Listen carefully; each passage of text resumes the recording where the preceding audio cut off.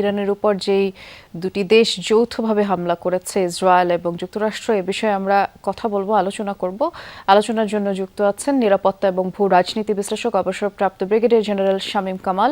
আপনাকে স্বাগত জানাচ্ছি যমুনা স্টুডিওতে। আপনি কি শুনতে পাচ্ছেন আমাকে? জি জি, আমি আপনাকে শুনতে পাচ্ছি। ধন্যবাদ। আমরা যেমনটি জানি, আজকে যেই হামলার কথা বলছিলাম, ট্রাম্প তো সরাসরি বলছে যে ইরানের উপরে যে হামলাটি চালানো হয়েছে এটি আসলে সরকার পতনের জন্যই এই হামলা। আপনি এটিকে কিভাবে দেখছেন বা কিভাবে বিশ্লেষণ করবেন? জি, আপনাকে ধন্যবাদ। আমি মনে করি এটা একটা দীর্ঘমেয়াদী পরিকল্পনার অংশ।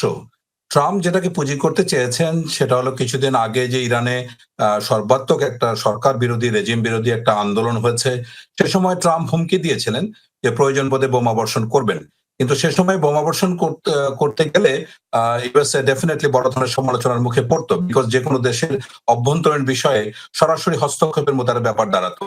এ কারণে ট্রাম্প দীর্ঘদিন ধরে অপেক্ষা করছিলেন। তো এর মধ্যে যে জায়গাটাতে ব্রেক থ্রু হয়েছে, যে আপনি জানেন যে একটা শান্তি আলোচনা চলমান আছে। এটা ২ রাউন্ড হয়ে গেছে। তো পরবর্তী রাউন্ড এটা হওয়ার কথা আপনার জেনেভাতে নেক্সট উইক। তো তার আগে লাস্ট যেটা আলোচনা হয়েছে, এটা ওমানের পররাষ্ট্রমন্ত্রী আল বুসাইদি যেটা করেছে, তো সেখানে মোটামুটি ২ পক্ষই কিন্তু সম্মত হয়েছে একটা আলোচনায় বসতে। কিন্তু তারা কিন্তু কংক্রিট কোনো ডিসিশন জানায়নি। তাদের সরকারের সাথে কথা বলে তারা মতামত জানাতে চেয়েছে। সো এর মধ্যেই এই ট্রাম্প আজকে যৌথভাবে ইউএস এবং ইসরায়েল যৌথভাবে মার্কিন ইরানের ৫টি শহরে আক্রমণ করেছে। তাবরিজ, তেহরান, কেরমানশাহ এবং ইলাম এবং ইস্পাহানে, এরকম ৫টা শহরে আক্রমণ করেছে। ট্রাম্প যেটা ঘোষণা দিয়েছে, eliminating eminent threat from Iranian regime, that is very important. Regime উচ্চারণ করার উদ্দেশ্য এই যে ইরানিয়ান রেজিমকে উৎখাত করার জন্য এই এই অপারেশন। এবং নেতানিয়াহু দীর্ঘদিন ধরে চাচ্ছিলেন যে ট্রাম্প এই যুদ্ধে সরাসরি যোগদান করুক, এবং সেই স্বপ্ন কিন্তু বাস্তবায়ন হয়েছে।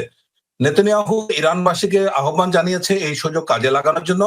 একইভাবে ট্রাম্পকে শুভেচ্ছা স্বাগতম জানিয়েছেন ঐতিহাসিক নেতৃত্ব নেওয়ার জন্য।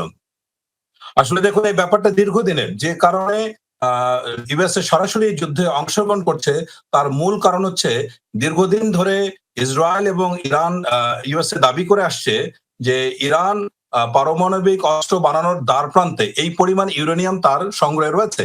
কিন্তু এই সময়টাতে এই যুক্তিটার প্রেক্ষিতে গত জুনে যে যুদ্ধ হলো, তারপরে কিন্তু আপনার ইন্টারন্যাশনাল অ্যাটমিক এনার্জি এজেন্সি যেটা আছে, তাকে কিন্তু তাদেরকে ইরান তার নিউক্লিয়ার সাইট ভিজিট করতে দেয়নি।